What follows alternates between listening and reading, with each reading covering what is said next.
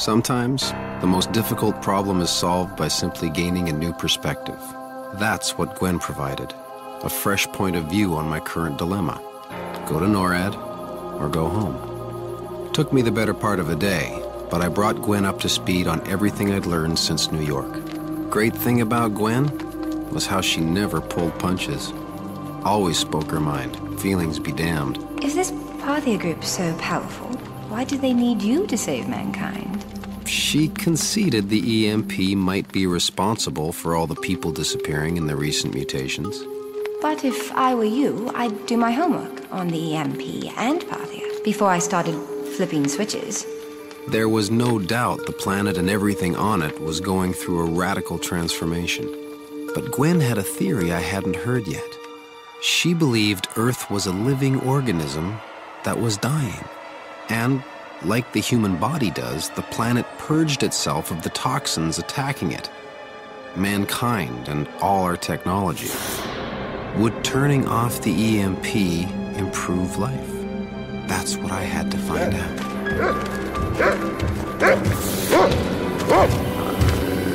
The dogs were owned by a militiaman named Barrett Long. We're looking for mole people. Damn freaks have been looting our homes, stealing supplies. According to Barrett, he and his men had been authorized by local residents to hunt down these mutants. What kind of mutants are we talking about? They're pasty white, beady eyes like rats, live underground like the vermin they are. Barrett told us it wasn't safe out tonight. There was sure to be some bullets flying, so one of the men recommended an inn down the road. New talk of mutants raised more questions about the EMP, but the more pressing concern was our accommodations.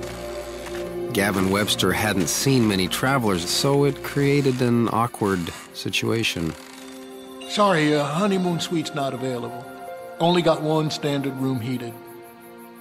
I suppose we can trust each other. For one night, anyway. Think I'll take a bath.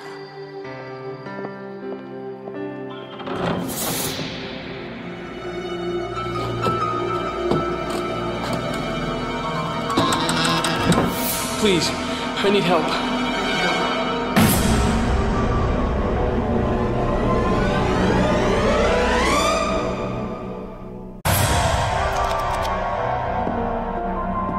Not all the changes happening on the planet were biological. There were social mutations too. New forms of justice, of law and order. The fugitive's name was Kale. Said Barrett's militia had been tracking him for miles, but he was too tired and too cold to keep running. They said you stole supplies. You think I like scrounging up here on the surface? I only took what the settlement needs to survive. What the hell is he doing here? Come on, Dad, just one more time. Webster! Get out here! We followed the scent here again, Webster. This time, I'll do the looking. Do what you have to. I assured Barrett we hadn't seen anyone. Dogs don't lie. Not like humans. I'm telling you, there's no one else here. Beg your pardon! Webster, I want these other rooms unlocked. Now! If you could have seen the look on your face, Russell. To thank us for helping him, Kale offered to show us a secret. It's a new energy source. It'll blow your minds. You folks shouldn't get caught up in that boy's delusion. My delusion? You're the one living in a fantasy world acting like nothing's changed. Gavin was Kale's stepfather. The boy's mother had always been the bridge between the two. But when she disappeared, so did their tolerance for one another. According to Kale, Gavin was a die-hard patriot. He blamed the fall on terrorism and figured it was only a matter of time before America was back in charge and order restored. Kale, on the other hand, blamed our government, said we probably provoked some country and deserved what we got. In his mind, the fall was necessary, a wake-up call, which is why he went underground and started a settlement of like-minded survivors. They were expatriates of the human race, trying to become completely self-sufficient from the world above.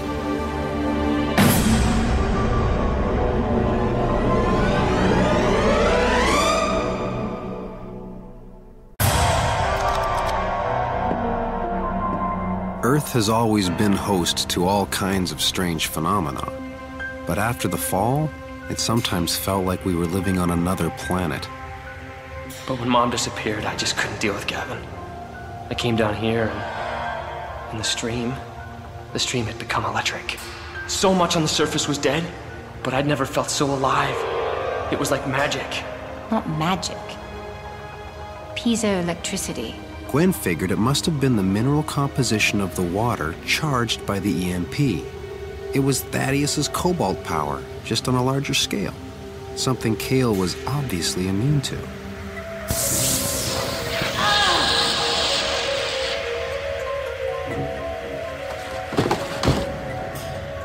That was low voltage. This is much stronger. Could be quite dangerous if the water flowed fast enough. I found the idea of a new natural energy source very intriguing. Gwen, on the other hand, was fascinated by how the piezo water had altered the settlers' physiology, how it had slowed their metabolism and heart rate to subhuman levels, allowing them to absorb the electricity. The settlement even had luxuries the surface didn't, like an endless supply of light and heat. But there was one major drawback. The settlers were still dependent on the old world to survive. Their gardens were all above ground. That brought on the wrath of Barrett and his militia. The settlers had clearly been enhanced by the piezo water, but their transformation had cost them the ability to heal. Sepsis. They need antibiotics for their infections, or they'll die. No, we aren't going back up there. We can take care of ourselves. All you freaks! You are under arrest! No matter how fantastic the environment, seemed like there was always something, or someone, to remind us we were still on Earth.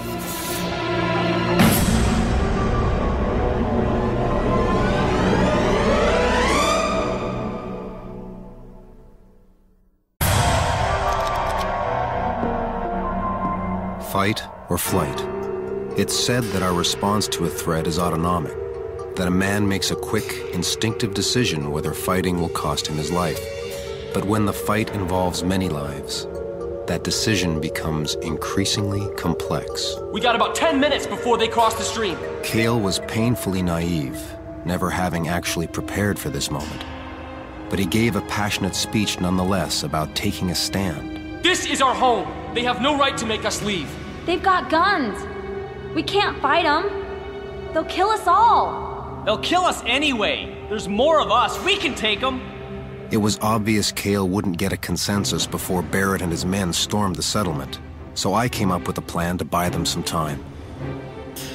Russell, good luck. According to Gwen, the electricity in the water was generated by friction in the mineral content. That meant fast-running water would carry a nasty charge. Don't even think about it! Fortunately, Gwen came through in the nick of time.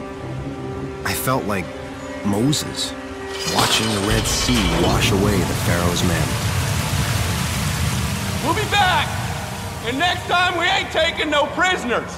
If we don't take the fight to them, we'll never get out of here alive.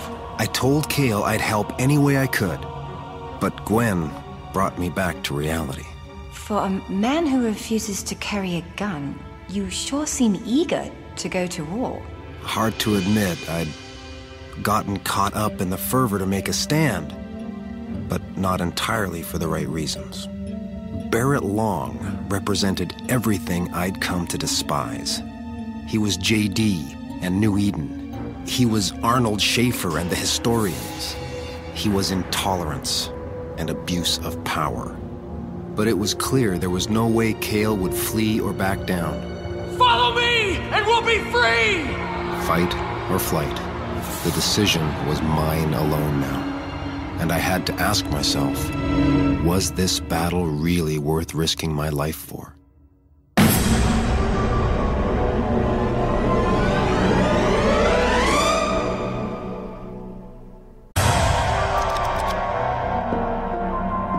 There is nothing more unpredictable than human nature. Gwen believed we were doing the right thing, not getting involved with the settlers' battle. And at first, so did I. But when I saw the Wayfarer Inn, I had a change of heart. Now I see why you get into such trouble, Russell. But Barrett was one step ahead of me. You get your kid to surrender, or I arrest you for obstruction of justice. Oh, all right, okay. I'll try. My hope was that once locals saw Barrett was out of control, they would revoke whatever authority they'd given him. I told Barrett people were going to get hurt or killed, including him and his men, if he pushed this any further. But just like Cale, Barrett wasn't about to back down. You should have run while you had the chance. Let him go. You got spunk, Missy, but you gonna get your pretty self killed. Ditto. You people hired me and my boys to protect you. Make this area safe. Ask Gavin Webster if he's safe. Dragged from his home, threatened with arrest, unless he helps hunt down his own son? That's not protection. That's fascism. I told them that they'd set this situation in motion, and it was up to them to stop it. But Cale had other plans. Said it was their fight, not mine. Returning most of what he'd stolen, Cale promised from here on out to trade with the locals for supplies. We don't want your tainted goods, and we don't want freaks like you. We aren't freaks. We're just different. You freak!